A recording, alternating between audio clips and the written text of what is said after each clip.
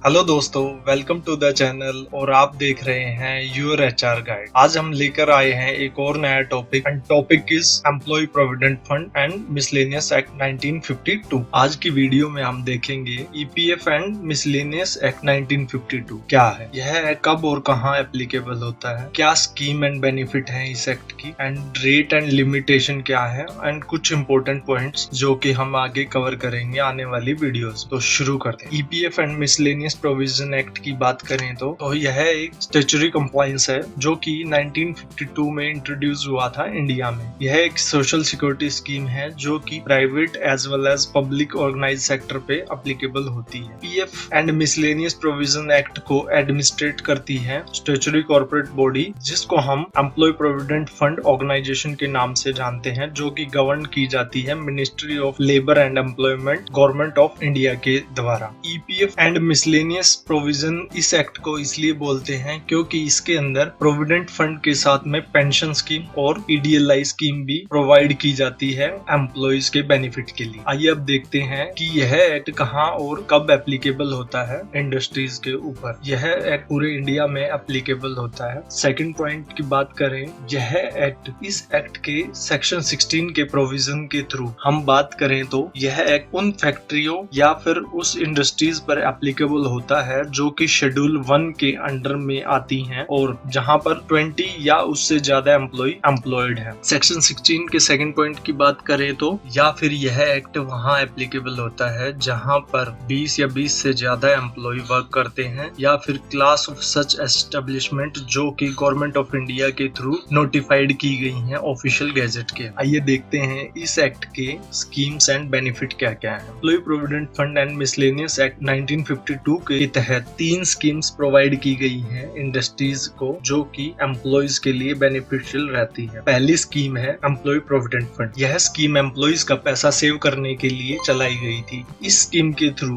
Employees का कुछ portion automatically deduct किया जाता है एम्प्लॉयर के थ्रू एंड उनके पीएफ अकाउंट के अंदर सबमिट कर दिया जाता है एवरी मंथ ऑफ सैलरी के साथ, जिससे एम्प्लॉयज को ये फायदा होता है कि इनडायरेक्टली उसकी सेविंग हो जाती है एंड उस सेविंग पर गवर्नमेंट पर ईयर इंटरेस्ट भी प्रोवाइड करवाती है। यह पैसा एम्प्लॉय कभी भी पार्शियली विड्रॉल कर सकता है या फिर वो इस पैसे को रिटायरमेंट के टाइम पे अवेल कर सकता है। पार्शियली विड्रॉल करने के लिए कुछ रीजन दिए गए हैं गवर्नमेंट के थ्रू, जो कि एजुकेशन के लिए, मैरिज के लिए, इलनेस या फिर हाउस कंस्ट्रक्शन के लिए टाइप की कुछ सिचुएशन के अंदर एम्प्लॉय अपना पैसा ईपीएफ से विड्रॉल कर सकता है। सेकंड स्कीम की बात करें वो है पेंशन स्कीम। पेंशन स्कीम 1995 में अमेंड हुई थी। इसके थ्रू जिस एम्प्लॉय ने मोर देन 10 ईयर कार्य किया है उस एस्टेब्लिशमेंट में जहां पर ईपीएफ एक्ट एप्लीकेबल है, तो उस एम्प्लॉय को पेंशन स्कीम का पार्ट बनने का मौका मिलता है, जिसके थ्रू आफ्टर रिटायरमेंट उस एम्प्लॉय को पेंशन स्कीम के थ्रू पेंशन मिलती है। या फिर किसी एम्प्लॉय को डिसेबिलिटी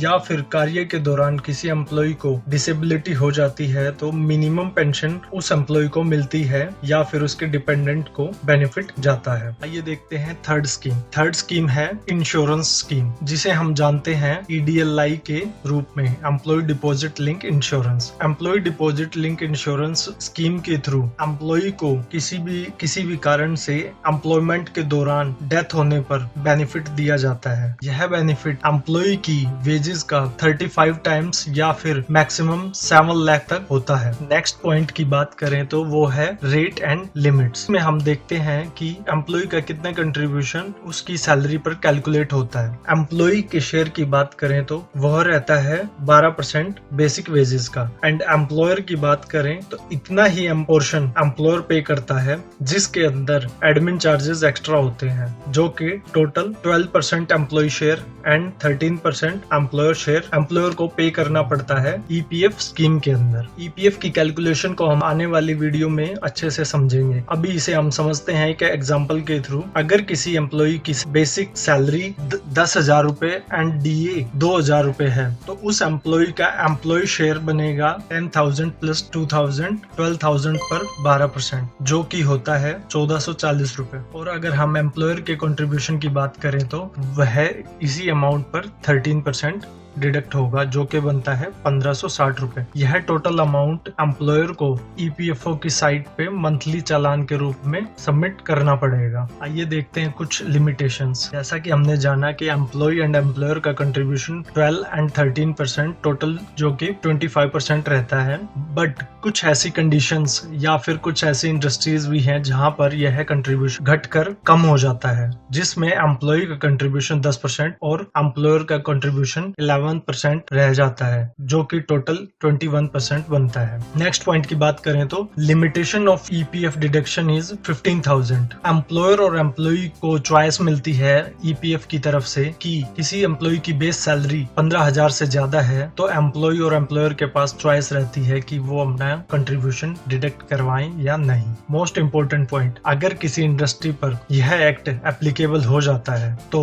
अगर एम्प्लॉय काउंट 20 से भी कम रह जाएगा तो भी हम इसको बंद नहीं करवा सकते हैं। मींस ईपीएफ का contribution, employ and employer contribution हमें जमा करवाते रहना पड़ेगा। Last but not the least, जो एम्प्लॉय ट्रेनी एम्प्लॉयड हैं कंपनी के अंदर अंडर अप्रेंटिस एक्ट 1961, वह इस एक्ट के अंडर में कवर्ड नहीं होंगे। आइए देखते हैं कुछ इंपॉर्टेंट पॉइंट जो कि एम्प्लॉयर एंड एम्प्लॉय दोनों को जानना बहुत जरूरी। ईपीएफओ के द्वारा ऑफर्ड की गई सर्विसेज में एम्प्लॉयर एंड एम्प्लॉयर को डिफरेंट पोर्टल दिए जाते हैं जिनके थ्रू वो अपने इंफॉर्मेशन को यूज कर सकते हैं या कुछ बेनिफिट्स को अवेल कर सकते हैं। अगर हम एम्प्लॉयर के केस की बात करें तो एम्प्लॉयर को एम्प्लॉयर पोर्टल पर यूएन जनरेट करने की और यूएन से रिलेटेड इंफॉर्मेशन को क्रिएट करने की फैसिलिटी ऑफर की जाती है ईपीएफओ द्वारा। एम्प्लॉयर का डेटा एंड ईपीएफओ के सब्सक्रिप्शन की पेमेंट के लिए फैसिलिटी प्रोवाइड की जाती है एंड